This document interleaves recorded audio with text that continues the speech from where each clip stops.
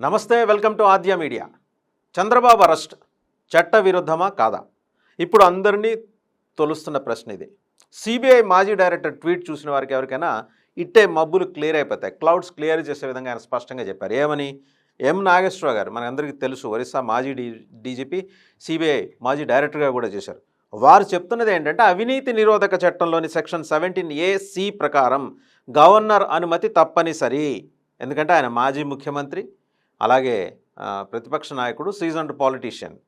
So అనుమతి లేకుండా ఆయన్ని అరెస్ట్ చేయడం అనేది, దర్యాప్తు చేపట్టడం అనేది చట్ట విరుద్ధం. సో క్లౌడ్స్ క్లియర్ అయిపోయినాయి కదా, వెరీ ఫండమెంటల్లోనే దెబ్బ కొట్టేసింది కదా.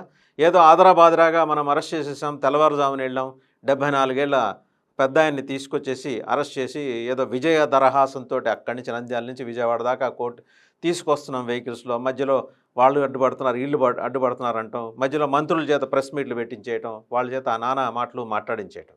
అసలు బేసిక్ ఫండమెంటల్ గురించే సిబిఐ ఫార్మర్ డైరెక్టర్ చెప్పారు అంటే మనం గమనంలోకి తీసుకోవాల్సిన విషయం ఏంటంటే, 2021లో ఈ కేసును ఇనిషియేట్ చేసినప్పుడే ఫలానా ఈ స్కిల్ డెవలప్మెంట్ స్కామ్ జరిగిందని మీరు మోపుతున్న అభియోగాలకు సంబంధించి ముందస్తుగా గవర్నర్కి దగ్గరికి ఆ రోజు వెళ్ళారా, పర్మిషన్ తీసుకున్నారా, పర్మిషన్ తీసుకొని ప్రొసీజర్ ప్రకారం, ప్రోటోకాల్ ప్రకారం మీరు వెళ్ళారా లేదా అనేది ముందస్తుగా ఈరోజు సాయంత్రం మరి కోర్టుకు మీరు విన్నవిస్తారా? జనాలకు ఎలాగో మీరు చెప్పట్లేదు, కనీసం కోర్టుకైనా చెప్పాలి కదా, విన్నవిస్తారా లేదా?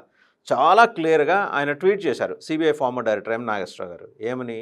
17A(c) దీని ప్రకారం యాంటీ కరప్షన్ ఈ యాక్ట్ అనమాట, ఇది అవినీతి నిరోధక చట్టంలోని సెక్షన్ 17A(c) ప్రకారం ఈ గవర్నర్ అనుమతి తీసుకుంటే, ఆ స్పష్టత ఇస్తే okay, you can proceed across.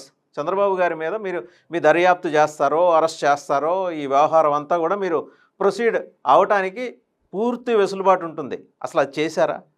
ఎందుకంటే ఏదో సామెత ఉంది వెనకటికి, అందరికీ శకునాలు చెప్పే బల్లి వెళ్ళి తనే వెళ్ళి కుడితిలో పడిందని. ఈరోజు మీరు ఇన్ని సెక్షన్లు మాట్లాడుతున్నారు, ఇన్ని చట్టాల గురించి చెప్తున్నారు. ఆయన అవినీతికి పాల్పడ్డారు, 3,300 కోట్ల రూపాయల స్కామ్ జరిగింది, అందులో 3,000 కోట్లు సీమెన్స్ అంట, తర్వాత అక్కడి నుంచి షెల్ కంపెనీలకు మళ్ళాయంట, ప్రభుత్వం డబ్బులు కూడా షెల్ కంపెనీలకు మళ్ళించారంట. So these are all the points.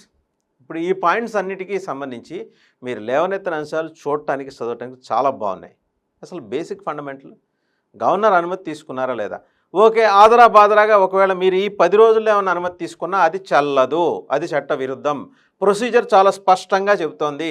ఇదేదో 2021 నాడే మీరు చేసి ఉండాల్సింది, ఎందుకు చేయలేదు? ఒకవేళ చేస్తున్నారనుకోండి, చెప్పండి, అది ప్రజలకు చెప్పండి. ఎలాగో మీరు ప్రెస్ మీట్లు పెడుతున్నారు కదా, ఏపీ సిఐడి చీఫ్ సంజయ్ గారు ప్రెస్ మీట్ పెట్టారు, ఆర్థిక నేరాలకు సంబంధించిన కుట్ర జరిగింది, మనీ లాండరింగ్ అందని. మనీ లాండరింగ్ యాక్ట్కి సంబంధించిన ప్రస్తావన కూడా మీరు చేయాలిగా. ₹1,00,000 చేశారా, 100 కోట్లు చేశారా, 300 కోట్లు చేశారా, ఎంత చేసినా money laundering is money laundering, అది మెన్షన్ చేయాలి. చేసి ముందస్తుగా మీరు తీసుకున్నారా లేదా? సరే, ఇదొకటి సిబిఐ ఫార్మర్ డైరెక్టర్ గారు ఎం నాగేశ్వర గారు చెప్పింది. ఒక్కసారి మనం జగన్మోహన్ రెడ్డి గారి కేసుకు సంబంధించి కూడా వెళ్దాం. వాళ్ళు ఆ రోజు సిబిఐ కేసు పెట్టే ముందర ఎంత తతంగా నడిచింది, ఎంత ప్రొసీజర్ నడిచింది. ఇప్పుడు రాజా ఆఫ్ కరెక్షన్ అని వీళ్ళు బుక్ చేశారు టీడీపీ వాళ్ళు. దాని తర్వాత దాంట్లో డాక్యుమెంటరీ ఎవిడెన్స్ స్పష్టంగా చెప్పారు. ఆ రోజు మన్మోహన్ సింగ్ ప్రభుత్వం దాన్ని పెద్ద పట్టించుకోలేదు. సరే, కోర్టుకు వెళ్ళారు. కోర్టుకు వెళ్ళిన తర్వాత సిబిఐ డైరెక్షన్ తర్వాత సిబిఐ కూడా క్రాస్ చెక్ చేసుకుంది, నిజంగా ఈ డాక్యుమెంట్స్ ఒరిజినలా కాదా, క్రాస్ చెక్ చేసుకుంది. నమ్మిన తర్వాతనే మళ్ళీ వాళ్ళు ఇనిషియేట్ చేశారు. దాని మీద కూడా కోర్టుకు వెళ్ళారు. ప్రైమా ఫేసీ ఉందని ఎస్టాబ్లిష్ అయిన తర్వాతనే ఈ దర్యాప్తు ప్రక్రియ మొదలవటం, జగన్మోహన్ రెడ్డి గారి అరెస్టు, ఇవన్నీ జరిగినాయి. తర్వాత ఏమైంది? అన్యాయంగా అరెస్ట్ చేశారు, 16 నెలలు జైల్లో పెట్టారు. సరే, మీ వాదన, మీకు డెమోక్రసీలో మీకు చెప్పుకునే వెసులుబాటు, ఆ ప్రివిలేజ్ మీకు ఎంత ఉందో చంద్రబాబు నాయుడు గారికి కూడా అంతే ఉంటుంది కదా. సో ఆ వెసులుబాటు ఎందుకు ఇవ్వలేదు? ఈ వెసులుబాటు ఇవ్వకపోవడం ద్వారా ఇంకొక మౌలికమైన ప్రశ్న ఇక్కడ తలెత్తోంది. ఏంటంటే, నిన్నటి వరకు ఆయన మీ డీజీపీ ఆఫీస్ పక్కనే వాళ్ళ party head quarters, Telugu Desam party head quarters అక్కడే ఉన్నారుగా, అవైలబిలిటీలో ఉన్నారుగా. ఆయన అక్కడ ఉండగా అరెస్ట్ చేసి తీసుకెళ్ళ అవకాశం మీకు వెసులుబాటు ఉన్నప్పటికీ ఆయన అప్పటికీ హింట్ చేస్తూనే ఉన్నారు, నన్ను ఇవాళ రేపు అరెస్ట్ చేస్తారు, రేపు మాపు అరెస్ట్ చేస్తారని చెబుతానే ఉన్నారు. ఆ రోజు అరెస్ట్ చేసి ఉంటే ఇవాళ నంద్యాలలో ఎక్కడో క్యారవాన్లో నిద్రిస్తున్న పెద్ద ఆయన్ని పొద్దునే నిద్రలేపి నానా హంగామా సృష్టించి హైడ్రామా క్రియేట్ చేసి తీసుకొచ్చి అరెస్ట్ చేయాల్సిన అవసరం ఉంది. ఇప్పుడు ఆల్ ద వే మీరు దారి పొడుగుతా మీకు నిరసనలు అవన్నీ వస్తున్నాయి, సాలిడారిటీ వస్తుంది.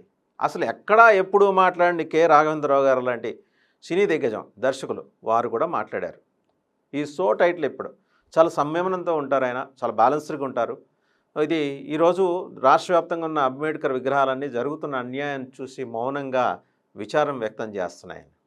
ఆయన అన్నారు, నారా భువనేశ్వరి గారు ఈరోజు దుర్గమ్మ తల్లిని దర్శించుకొని ఈ కేసులో ఇది అక్రమ అరెస్టు కాబట్టి న్యాయం జరగాలి, దేవుడు తన భర్తకి న్యాయం చేస్తారు, అమ్మవారు కూడా చల్లగా చూస్తారు, అమ్మవారు చంద్రబాబుకు కావాల్సిన మనోధైర్యం ఇవ్వాలని ఆవిడ చెప్పారు. ఆయన వియంకుడు మన నందమూరి నరసింహ బాలకృష్ణ గారు కూడా మాట్లాడారు.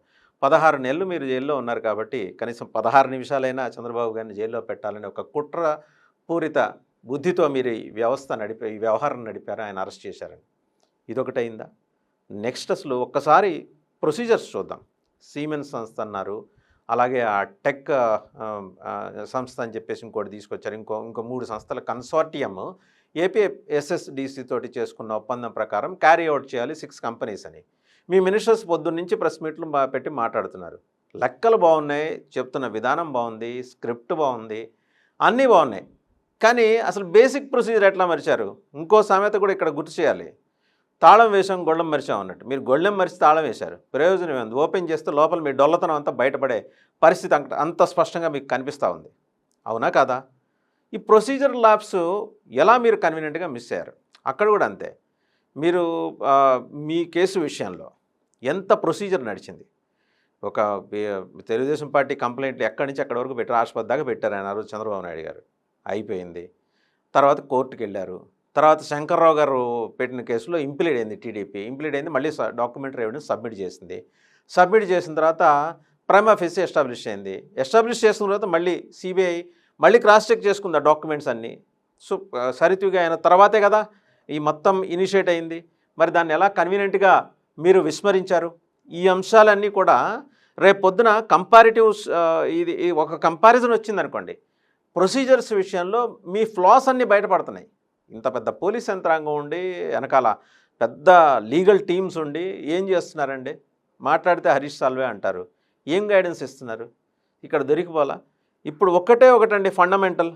ఇప్పుడు ఎం నాగేశ్వరరావు గారు సిబిఐ ఫార్మర్ డైరెక్టర్, వారు లేవనెత్తిన మౌలిక సూత్రం మీద గనక క్వశ్చన్ చేస్తే రేపు ప్రభుత్వం తల ఎక్కడ పెట్టుకుంటుంది?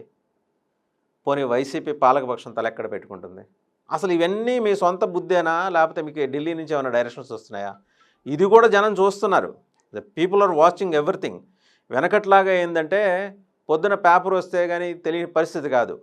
ఎవరికి వాళ్ళు ఢిల్లీలో ఉన్న సోర్సెస్ని ట్యాప్ చేస్తున్నారు, మాట్లాడుతున్నారు. ఎక్కడి నుంచి ఇన్స్ట్రక్షన్స్? మీ పొత్తులో గోలో ఇవన్నీ పక్కన పెడితే, తెలుగుదేశం జనసేన బీజేపీ ఇవన్నీ పక్కన పెడితే, ఢిల్లీ నుంచి ఇన్స్ట్రక్షన్స్ లేకుండా, ఢిల్లీ నుంచి బ్లెస్సింగ్స్ లేకుండా మీరు సొంతంగా ఈ నిర్ణయం తీసుకున్నారా? ఎంత క్యాలిక్యులేట్. ఒక్కసారి సుప్రీంకోర్టు జడ్జిమెంట్స్ దగ్గరికి వెళ్ళాం. ప్రముఖుల్ని, ఆ మాటకు వస్తే సామాన్యుల్ని అరెస్ట్ చేసేప్పుడు కూడా అరెస్ట్ అయ్యే వాళ్ళకి కొన్ని హక్కులు ఉంటాయి. ఏమని? ఈ శని ఆదివారాల్లో అరెస్ట్ చేయొద్దు, వాళ్ళకి కూడా బేసిక్ రైట్స్ ఉంటాయి. వాళ్ళ వాదన వాళ్ళని చెప్పుకొని ఇవ్వాలిగా. చెప్పుకొని ఇచ్చి వాళ్ళని మీరు ఉద్దేశపూర్వకంగా కస్టడీలోకి తీసుకోవడం ద్వారా మానసికంగా వారి మీద ఒత్తిడి తేవటం కరెక్ట్ కాదని చెప్పి సుప్రీంకోర్టు తప్పట్టిన సందర్భాల్లో కూడా ఈ సందర్భంగా ఇక్కడ గుర్తు చేయాలి. మీరు చేసింది ఏంటి? ఓ పక్క ముఖ్యమంత్రి గారేమో లండన్ టూర్లో ఉన్నారు. సరే, వారు కావాల్సినవన్నీ సబ్మిట్ చేసి ప్రొసీజర్ ప్రకారం వెళ్ళామని మీరు చెప్తున్నారు. మరి అదే ప్రొసీజరు ఇక్కడ కూడా అప్లై అవ్వాలి కదా. ప్రతిపక్ష నాయకుడు కూడా అప్లై కావాలి. ఆయన 14 ఏళ్ళ ముఖ్యమంత్రి, 40 ఏళ్ళ సీనియారిటీ ఉన్న రాజకీయ నాయకుడు, మీ తండ్రి గారితో సమానంగా రాజకీయాలు నడిపినవారు. మరి వారికి ఇవ్వాల్సిన డ్యూ ప్రివిలేజెస్ మీరు ఈ ప్రభుత్వం ఎందుకు ఇలా? సిఐడి చీఫ్ యూనిఫామ్ వేసుకొని ఆయన మాట్లాడేస్తున్నారు. మంచిదే, మాట్లాడండి. మీ చేతిలో పవర్ ఉంది, మీ చేతిలో ఒక 7 సెక్షన్స్ ఉన్నాయి. మనీ లాండరింగ్ సెక్షన్ గురించి ఎక్కడైనా ప్రస్తావన చేశారు? ప్రస్తావన చేసినప్పుడు దానికి పాటించాల్సిన ఒక నిబంధనలు, గైడ్లైన్స్ ఉన్నాయి కదా. ఆ విషయమే సిబిఐ ఫార్మర్ డైరెక్టర్, ఒరిస్సా మాజీ డీజీపీ కూడా ఆయన మన్నె నాగేశ్వరరావు గారు చెప్పేది. అయ్యా, 2021లో మీరు ఈ స్కిల్ డెవలప్మెంట్ స్కామ్కి సంబంధించిన కేసు వారి మీద పెట్టే ముందరే దీని ఫర్దర్ దర్యాప్తు కోసం, అవసరమైతే దర్యాప్తులో భాగంగా అరెస్టు కోసం గవర్నర్ దగ్గర తప్పనిసరిగా పర్మిషన్ తీసుకోవాలి. ఆ రోజున్న గవర్నర్ దగ్గర తీసుకున్నారా? తీసుకోలేదే అనుకుందాం. ఒకవేళ తీసుకుంటే చెప్పండి, అది వాళ్ళకి క్లారిటీ ఇవ్వండి. ప్రొసీజర్ ప్రకారం జరగాల్సింది ఏదో జరిగిపోతుంది. పోనీ ఇప్పుడు తీసుకున్నారా? అది చెల్లదు. ఎందుకంటే కేసు పెట్టినప్పుడు తీసుకోవాలి. క్లాజ్ ఉంది. ఎందుకు అంత కన్వీనియంట్గా మీరు అది మిస్ అవుతున్నారు? మీ లీగల్ టీమ్స్ మీకు చెప్పలేదా? So these are all the procedural lapses from your end, from the government end, from the police end, rather CID end. So ఆదరాబాదరాగా నిర్ణయాలు తీసేసుకుంటున్నారు, అరెస్టులు చేసేస్తున్నారు. ఆయన అక్కడ పెరుగుతున్న ఆ కన్సర్న్ చంద్రబాబు గారి పట్ల, ఆయన వయసు పట్ల, ఆయన నిబద్ధత పట్ల పెరుగుతున్న కన్సర్న్ ఆయనకు క్రాస్ ద కార్నర్స్ నుంచి, 4 కార్నర్స్ నుంచి ఆయనకు వస్తున్న సపోర్ట్ మర్చిపోయారా? రేపు పొద్దున మిమ్మల్ని దింపేసి 150 నుంచి 160 సీట్ల మధ్య కంఫర్టబుల్ మెజారిటీతో, ఒక్క తెలుగుదేశం ఎవరి పొత్తు లేకుండా తెలుగుదేశం వెళ్ళినా 150, 160 సీట్ల కంఫర్టబుల్ మెజారిటీతోటి తెలుగుదేశం గవర్నమెంట్ ఫామ్ చేయబోతోంది. రేపు ఇదే రకమైన రివెంజ్ పాలిటిక్స్ ఆయన మీ మీద తీర్చుకుంటే అప్పుడు మీరేం చేస్తారు? సో వీటికైతే సమాధానాలు చెప్పాలి కదా. ప్రొసీజర్ ఫాలో అయ్యి అరెస్ట్ చేస్తే బహుశా ఇంత అప్రోర్ వచ్చుండేది కాదేమో. ఇంకోటి ఆయన ఎక్కడ పారిపోయే రకం కాదు. మాజీ ముఖ్యమంత్రి, జనం మధ్య ఉన్నాడు, జనంలోనే ఉంటాడు ఆయన. రెండోది, ఆయన కుమారుణ్ణి కూడా ఆయన్ని కలుసుకోనికుండా మీరు అడ్డుపడుతున్నారంట. ఇది ఎక్కడ న్యాయం అండి? ఇప్పుడు ఆయన ఒక పార్టీ జాతీయ ప్రధాన కార్యదర్శి లోకేష్ గారు. సో ఈయన మరి జాతీయ అధ్యక్షుడు. ఎక్కడికి పోతారు? ఇదేమంత పెద్ద కేసు. దీంట్లో మీరు చెబుతున్న 370 కోట్లని మీరు అంటారు, 550 కోట్లని సిఐడి చీఫ్ అంటారు. మీకే క్లారిటీ లేదు, జనాకేం క్లారిటీ ఇస్తారు?